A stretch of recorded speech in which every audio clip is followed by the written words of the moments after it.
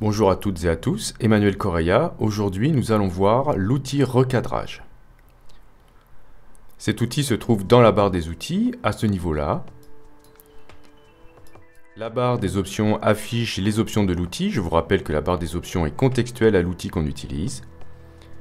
L'outil recadrage va nous permettre de réaliser des recadrages, va nous permettre aussi de redresser des images, redresser l'horizon, redresser certaines verticales.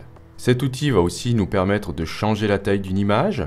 Maintenant, vous savez ce qu'est que la taille d'une image. Si vous n'avez pas vu la vidéo, je vous invite à la voir dans la playlist.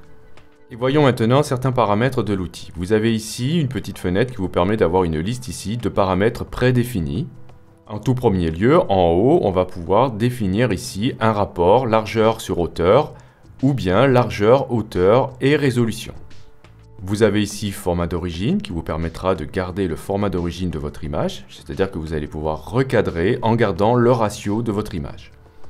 En dessous, vous avez des formats carrés, 4/5e, etc., etc. Voyons maintenant rapport largeur et hauteur. Ici, vous avez des cases dans lesquelles vous allez pouvoir rentrer un rapport si vous le souhaitez. Par exemple, si je mets 1 sur 1, vous voyez que je travaille maintenant donc en format carré. Vous pouvez rentrer n'importe quoi comme valeur. Si je mets 1 sur 2, voilà, et je me retrouve avec une image qui est 2 fois plus haute que large. Si je clique sur les flèches ici, je vais pouvoir permuter ces valeurs. Si vous cliquez sur effacer, vous effacez ces paramètres. Lorsque vous n'avez pas de paramètres, vous êtes libre de recadrer comme bon vous semble. Il suffit de manœuvrer ici les coins ou les côtés de la zone de recadrage.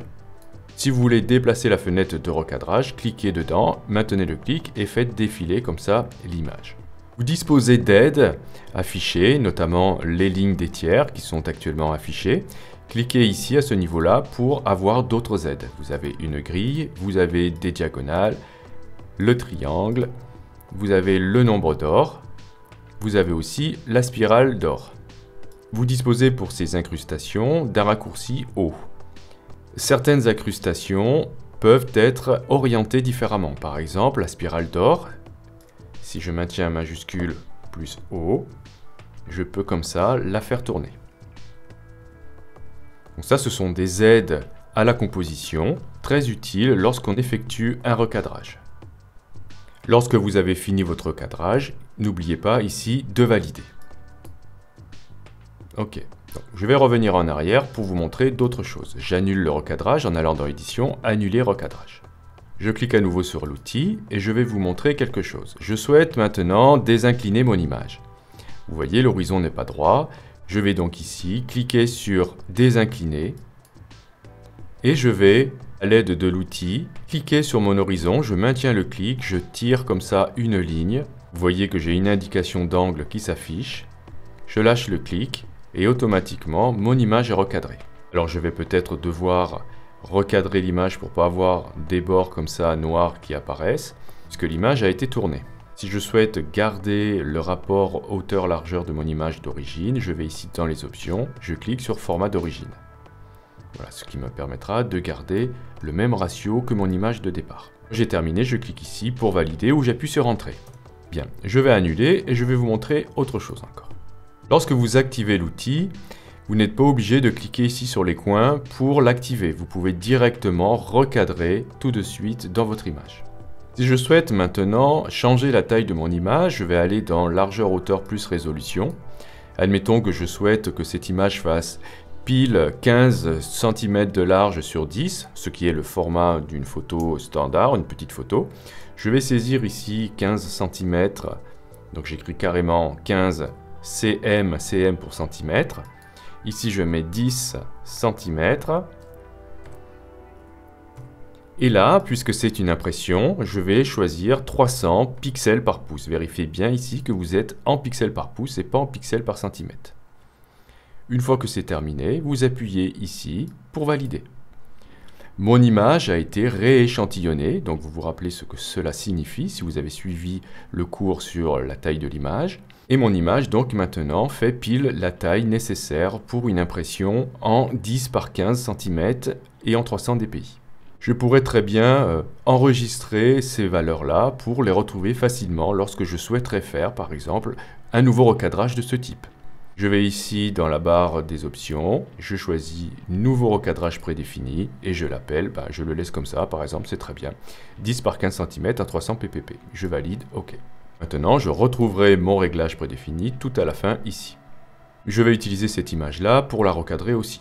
Je vais utiliser mon paramètre prédéfini sur cette image et je vais aussi en profiter pour la désincliner. Vous voyez ici le bateau penche un petit peu, ce serait sympa si cette barque était droite, ça fera un effet sympa. Donc je clique ici sur désincliner, je maintiens le clic, je tire ici l'outil, je lâche le clic. Vous voyez que l'image ici a été fortement recadrée. Je vais ici tirer les coins pour adapter mon image au format. Une fois que c'est terminé, je valide. Mon image a ici les caractéristiques donc, que j'ai saisies tout à l'heure. Elle fait bien 15 cm sur 10 en 300 ppp. On va parler maintenant des options qu'on trouve sur le côté ici. Lorsque l'option supprimer les pixels rognés est cochée, lorsqu'on aura fait un recadrage et qu'on aura rogné des pixels, ils seront effacés une bonne fois pour toutes. Si vous décochez cette option, alors je vais annuler ici mon recadrage, je vais le refaire.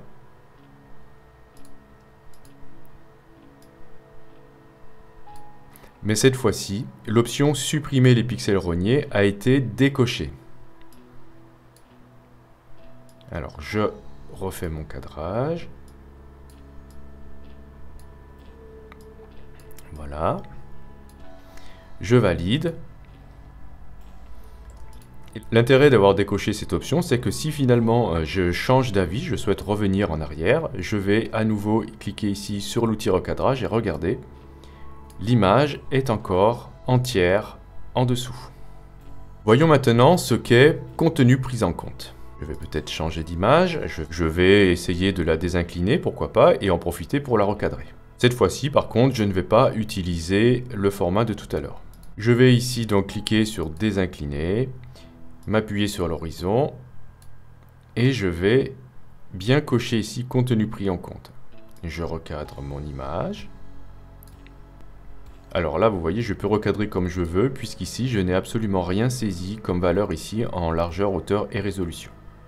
On voit apparaître ici la grille de transparence. Ça veut dire que là, je n'ai pas de pixels. Le fait d'avoir ici coché contenu pris en compte, ça va forcer Photoshop à essayer de recréer le vide ici en fonction de ce qu'il va trouver dans l'image. Alors ça marche pas toujours bien, hein, je vous l'accorde, mais ça peut nous servir de base pour une retouche. Je valide et on va voir ce qu'il va faire. Voilà, c'est terminé et on voit que ma foi, le résultat n'est pas si mal que ça. Bien sûr, si on zoome dans l'image, on va voir qu'il y a eu des petites duplications d'oiseaux, par exemple dans le ciel. Vous avez ici des bouts de mât qui apparaissent. Vous avez là des bateaux qui sont répétés un petit peu n'importe comment. Mais bon, dans l'ensemble, c'est pas trop mal. Ça pourrait nous servir ensuite comme base de retouche pour peaufiner le résultat. Je vais vous montrer maintenant ce que ça veut dire ici, image premier plan. Toujours à partir de cette image, je vais changer sa taille pour l'exemple. Je vais mettre par exemple ici 1000 pixels de hauteur. Ok, donc l'image est rééchantillonnée, elle est réduite. Et je vais dire que je souhaite utiliser cette image comme référence. Donc je clique ici sur premier plan. Et maintenant cette image, voilà, vous avez ici les caractéristiques de ces dimensions qui sont apparues dans les paramètres ici. Ils sont en mémoire, ce qui va me permettre maintenant, lorsque je vais cliquer sur une autre image, de pouvoir recadrer exactement comme l'image qui me sert de référence.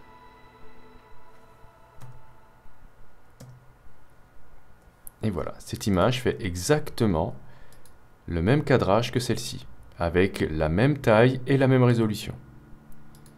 Donc je pourrais faire la même chose avec celle-ci. Déplacer si besoin l'outil de recadrage. Aidez-vous si vous voulez des supports. J'ai mis pile poil la spirale dorée sur la mouette ici. Je peux déplacer le recadrage avec les flèches si je le souhaite. Je valide. Et voilà, je me retrouve maintenant avec 3 images qui ont exactement la même taille et la même résolution. Donc cet outil est vraiment très pratique.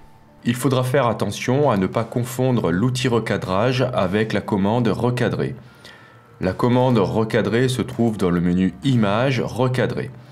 Là actuellement elle est grisée car j'ai besoin d'avoir une sélection dans mon image pour l'activer. Je vais utiliser l'outil de sélection rectangulaire. Je crée en cliquant et glissant ma souris dans mon image comme ça une sélection rectangulaire. Une fois que ma sélection est faite, je vais activer la commande recadrer. Et vous voyez, tac, ce que ça fait, en fait, ça recadre en fonction de ma zone de sélection. Les pixels rognés ont été tous supprimés.